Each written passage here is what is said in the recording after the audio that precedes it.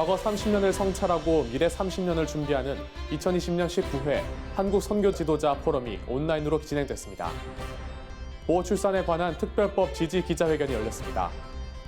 2020 라이트하우스 기도회 시즌5가 40일 일정의 끝을 향해 달려가는 가운데 그 현장을 찾아가 봤습니다. 제3회 성경적 환경 심포지엄 플라스틱 없는 삶이 개최됐습니다. 전 세계 교회 소식을 전해드리는 월드 리포트입니다.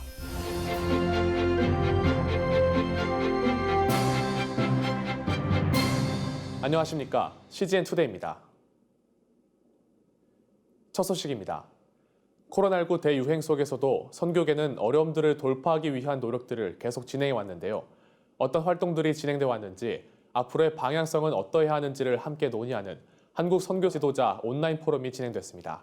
김현정 기자가 보도합니다. 제19차 한국 선교사 지도자 포럼 일명 한선지포가 7일과 8일 양일에 걸쳐 새롭게 하소서를 주제로 온라인으로 진행됐습니다. 한선지포에서 올해 30주년을 맞이한 KWMA는 지난 6월부터 시작한 포스트 코비드19 미션 방송 사역에 대해 소개했습니다. 방송을 통해 디지털을 활용한 선교지 온라인 교육, 선교사를 위한 유튜브 교육, 디지털 단기 선교를 위한 모델 등이 선보여 왔으며 이를 통해 선교사들은 코로나19 환경 속에서도 많은 도움을 얻었다고 전해왔습니다. 갑작스러운 코로나 팬데믹으로 인해서 선교지가 혼란스럽고 또 어떻게 선교해 나가야 될지 또 어떤 것들이 필요한지 막막한 그런 상황 속에서 어느 날 KWM의 영상들을 접하고 또 귀한 자료들을 접하면서 정말 큰 힘과 도움을 얻었습니다. 코로나19로 인해 달라질 선교 환경에 어떻게 대응해야 할 것인가에 대한 강의도 이루어졌습니다. 소규모의 독립 선교 단체들이라 할지라도 타 단체와의 연합과 협력을 통해서 이러한 시스템을 구축할 수 있도록 해야 할 것입니다. 그런 측면에서 KWMA 산하 단체들 간의 멤버 케어 연합 네트워크를 구축하는 것도 좋은 해결 방법이 될 것이라고. 한선지포는 결의문에서 지난 30년간 선교사들을 전인적으로 돌보지 못했고 선교가 일상의 삶의 자리까지 뿌리내리지 못한 점을 인식하고 있다고 성찰했습니다. 이를 바탕으로 한 미래 선교 방향성도 제시했습니다. 1. 코로나 사태로 촉발된 새로운 변화들에 대응하여 대면 비대면의 구분을 뛰어넘는 창의적인 새로운 사역들을 적극적으로 시도한다. 2. 선교사들이 보다 건강하게 사역하도록 전인적이고 총체적인 케어를 강화한다. 이와 함께 젊은 세대와 여성을 선교 리더십으로 세우고 지역교회와 선교단체가 함께 선교 역량 제고에 헌신해 나갈 것도 선포했습니다. 지금까지 우리가 선교는 이런 것이다. 또 선교는 누가 해야 된다. 이렇게 제한적으로 생각했던 것을 이제는 창의성을 가지고 거의 모든 영역에서 우리가 선교를 해야 되는 것을 찾아내야 되고 또한 선교사만이 해야 된다라고 생각했던 것에서 이제는 선교사뿐만 아니라 모든 성도가 바로 선교사적인 삶을 통해 선교를 감당한다고 참여한다고 하는 것을 먼저 얘기할 수 있을 것입니다. CGN 투데이 김현정입니다. 해가 갈수록 영유아 유기 사건이 늘어나고 있습니다. 이를 개선하기 위해 국회에서 처음으로 산모가 신원을 노출하지 않고 아이를 낳을 수 있도록 하는 보호출산법이 발의됐다고 합니다. 시민단체들은 일제히 환영의 뜻을 밝히고 법안 통과를 지지하는 기자회견을 열었습니다. 임성근 기자입니다. 지난달 3일 서울 관악구 주사랑 공동체가 운영하는 베이비박스 바로 옆 태어난 지 얼마 안 된 갓난아기가 유기된 채 사망한 사건이 발생했습니다. 또 지난 6일엔 중고물품 거래 사이트에서 36주 된 신생아를 판매한다는 글을 올린 게시자가 검거됐고 17일엔 전남 여수시의 한 주택 냉장고에서 2살 아기가 숨진 채 발견되는 등 연이어 발생한 영유아 유기 사망 사건으로 인해 사회가 큰 충격을 받고 있습니다. 한 달간 벌어진 이 모든 사건의 공통점은 혼자 힘으로 아이를 키우기 어려운 형편에 처인 미혼모들이었다는 겁니다. 해마다 반복되는 영유아 유기 사건은 여전히 해결되지 않은 과제로 남아 있습니다. 이런 열악한 환경에 처한 미혼모와 영아를 위한 법안이 최근 발의됐습니다. 국민의힘 김미애 의원은 지난 1일 보호출산제 도입을 골자로 한 보호출산에 관한 특별법안을 발의했습니다. 보호출산제는 실명으로 출산을 하기 어려운 산모가 신원을 노출하지 않고 아이를 낳을 수 있도록 하는 제도입니다. 보호출산제가 도입될 경우 임산부의 개인정보는 익명으로 국가가 관리하고 태아의 건강과 생명은 공정의료체계 안에서 보호받을 수 있게 됩니다. 출산 후 생모의 사회 복귀와 아이의 입양, 후견 역시 공적 체계 안에서 보장받을 수 있도록 합니다. 이에 대해 시민단체들은 환영의 뜻을 밝혔습니다. 주사랑 공동체, 전국 입양아 가족연대 등으로 구성된 지켜진 아동의 가정보호 최우선 조치를 위한 공동대책위원회는 지난 8일 국회 앞에서 보호출산제 법안 발의 지지 기자회견을 열고 보호출산법은 아이들의 생명을 구하고 가정보호 우선 원칙을 지켜낼 수 있는 유일한 대안이라고 강조했습니다. 미혼부 단체 아빠의 품 김지환 대표는 한국 사회에서 원치 않는 임신을 하거나 양육을 할 수 없는 산모에게는 낙태와 유기 두 가지 선택지밖에 없다며 보호출산법은 이들에게 또 다른 선택권을 주고자 하는 법인 동시에 여성의 인권 상향을 위해서라도 꼭 필요한 법이라고 강조했습니다. 그 어떤 어머니들도 뱃속의 아이를 낙태를 결정했을 때 머리로 낙태를 결정했다 하여도 가슴에서는 죄책감과 크나큰 상처를 갖게 됩니다. 이러한 여성분들에게 또 다른 선택권을 주어 여성의 인권 자체를 올리고자 하는 측면에서도 이 법은 더욱더 필요하다고 생각을 합니다. 기자회견에서는 2012년 시행된 입양특례법의 문제점도 거론됐습니다. 한국 가온 한부모 복지협회 박리현 대표는 2014년 41건이던 영아 유기 건수가 2018년 4배 늘은 183건이 됐다며 보호출산법이 통과되면 미혼모들이 홀로 두려움에 떨지 않고 건강하고 안전한 출산을 했을 거라고 주장했습니다. 보호출산제는 미혼모들이 아기를 쉽게 포기하고 버리는 제도가 아닙니다. 태아의 생명을 지키고 건강하고 안전하게 출산하여 원가정 안에서 아기들이 온전하게 양육할 수 있게 할 수 있는 길입니다. 개인적인 사유로 불가피한 미혼모에게는 보호 출산을 할 수 있는 길을 열어주는 것입니다. 베이비박스 운영자이자 가정보호 공동대책위원회 위원장인 이종남 목사는 우리 사회의 법과 제도는 진실을 외면한 채 무조건적이며 강제적인 출생신고로 수많은 아이들을 유기와 죽음으로 몰아가고 있다며 태아의 생명과 태어난 생명을 살리며 미혼 부모가 안전하게 아이를 키울 수 있고 모든 아동이 가정에서 자랄 수 있도록 하는 보호출산제를 적극 지지한다고 밝혔습니다.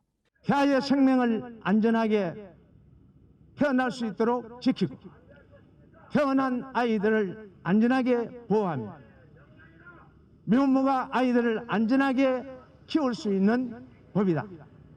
가정보호 공동위는 출산보호법 통과를 위한 김미애 의원의 입법 활동에 적극 함께할 것을 약속한다.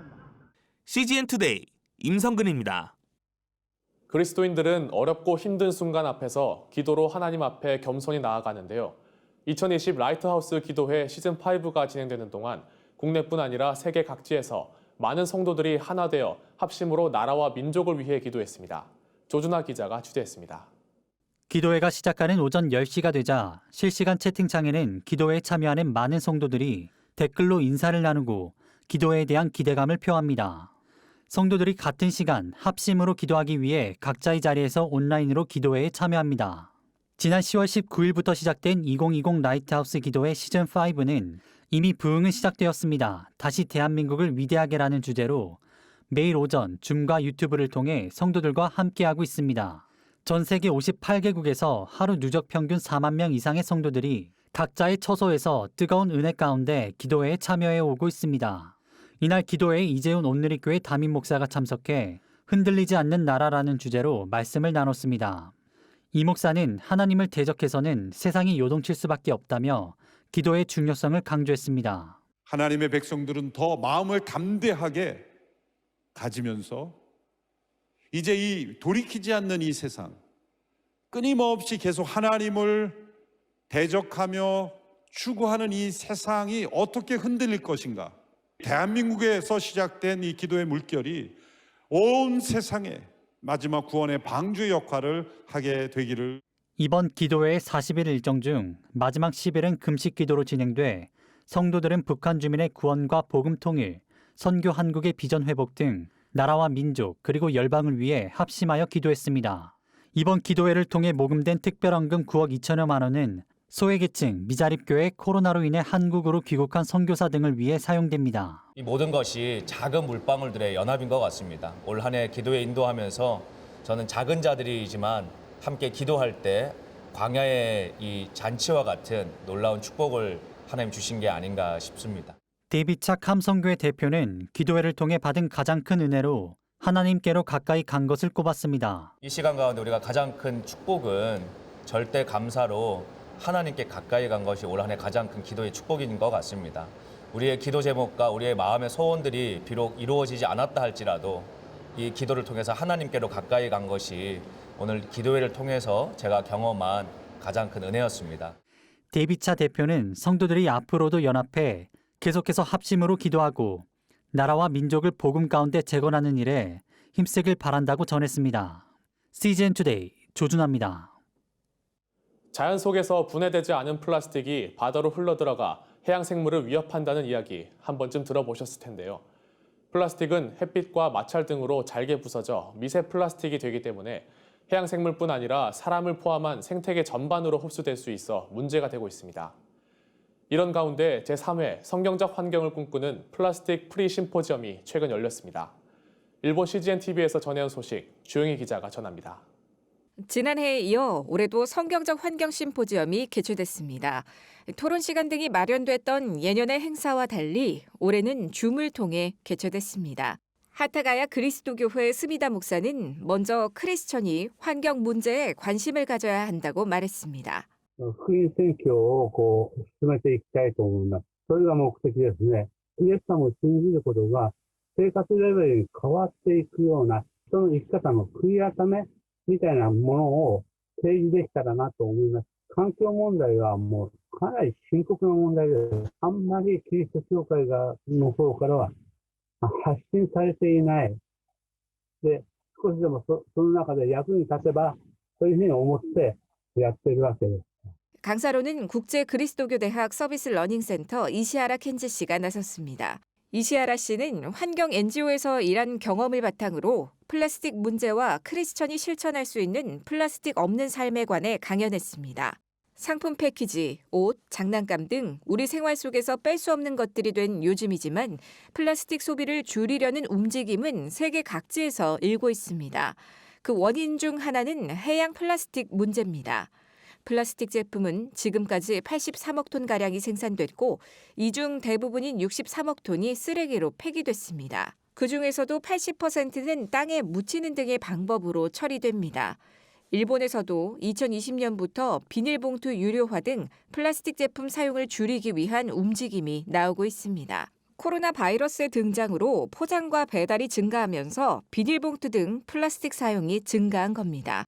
플라스틱 문제의 일부일퇴가 반복되는 가운데 이시아라 씨는 교회에서 환경에 대한 의식을 더 가졌으면 한다고 말했습니다. 環境問題って聞くと小さいことか大きいことっていう風な二分化になりやすいと思うんですけれども、私が今日伝えたかったことはやっぱり教会として活動するっていうことが非常に大切かなと思うことです。やっぱりその個人よりも教会の方がいろいろ取り組めることもありますし、できる可能性が広がると思うので、やっぱりクリスチャン個人っていうよりもやっぱ教会として活動するっていうことが重要かなと思います。 포럼의 참가자는 교회에서 플라스틱 줄이기 운동을 제안하고 싶은 소망을 품게 됐다고 전했습니다. いかに環境を私たちが破壊しているかっていうことがね、分かったってことがまず第一ですね。教会としてまず取り組むのはどういう取り組みがあるかっていうことを勉強になりましたね。だから個々の教会で例えばレントプラスチックチャレンジなんていうことをお伺いしましたけれども、それと似たようなことが自分たちの教会でもできないだろうかっていうことがあって、これを自分たちの教会に持ち帰って提案してみたいなという気もしてるんですよね。 하나님이 주신 은혜의 자연을 지켜나가는 일도 조금이나마 플라스틱을 줄여보겠다는 작은 의식에서부터 출발될 겁니다. CGN 투데이 주영입니다.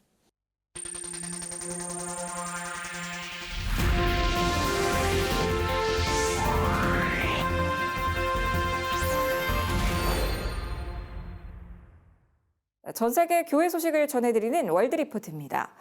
아프리카와 중동 지역의 수많은 사람들이 신앙 때문에 공격당합니다. 2007년부터 198개국 종교자유 규제를 추적해온 퓨 리서치 센터의 새로운 조사에 따르면 종교자유와 관련한 규제의 강도가 어느 때보다 높아졌다고 합니다. 미국 종교자유위원회 엘리자베스 캐시디가 자세한 소식 전해드립니다.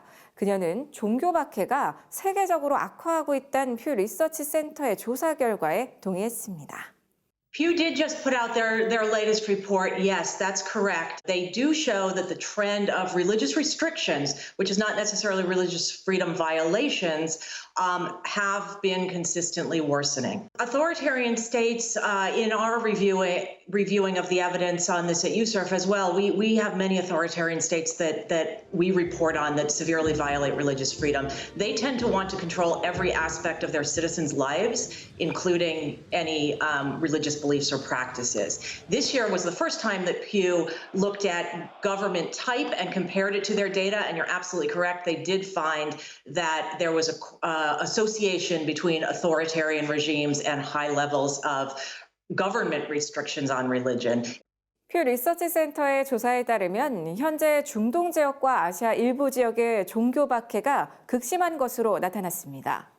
Pew definitely shows that the highest government restrictions levels are in the Middle East region and the Asia Pacific region, and that's been pretty consistent throughout their reporting.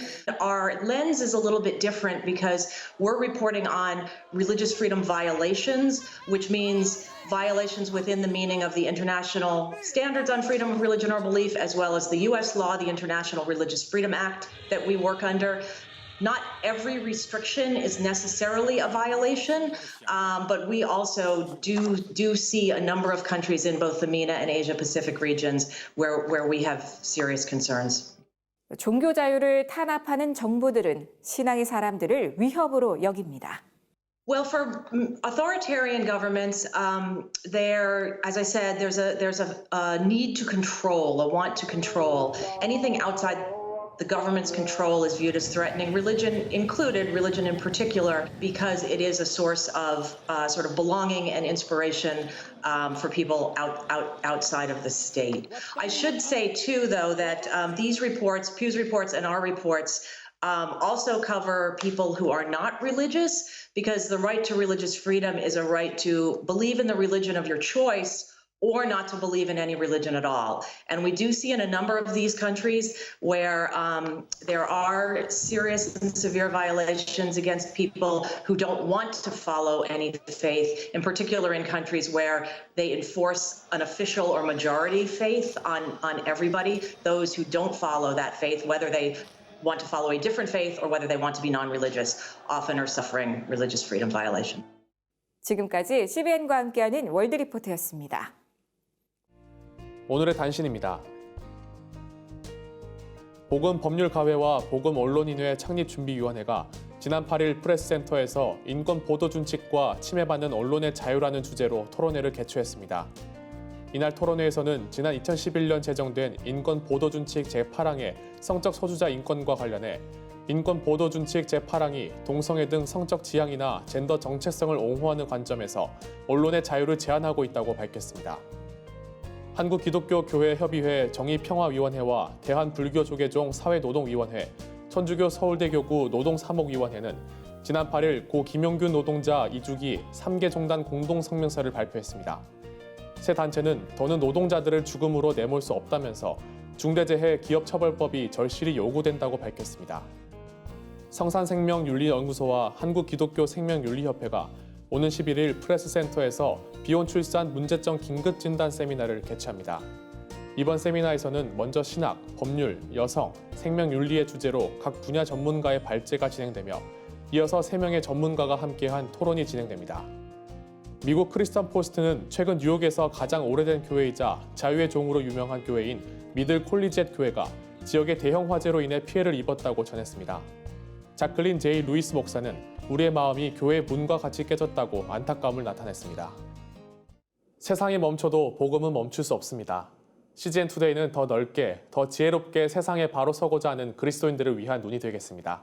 시청해주셔서 감사합니다.